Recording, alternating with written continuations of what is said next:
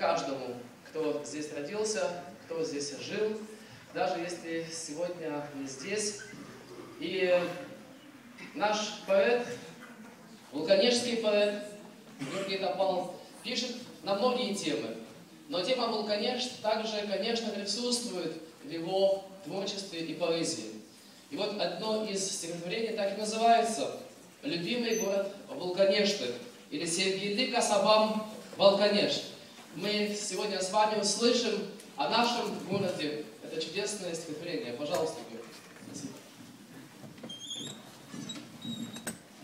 Sevgili kasabam Вулканеш. Bu biyet yazıldığı 3 yıl yeri bizim kasabanın yortusuydu. İvan Nikolaev'in bir yerde yortudaydık da okuduk bu biyeti. O girdi bu kağıdın içine.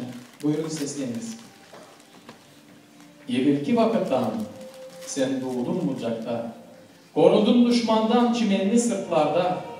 Yerleştin, yapındın, çok işler bitirdin.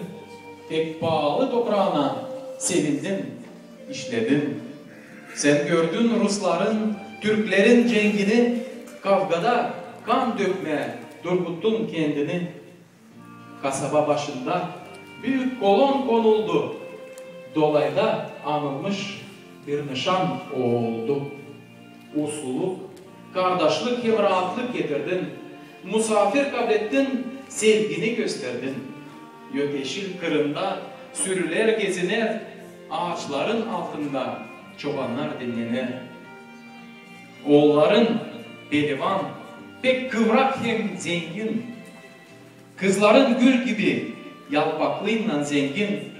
Вулканеш en güzel kasaba bucakta, kovulsun kucakta sevgili Allah'ta.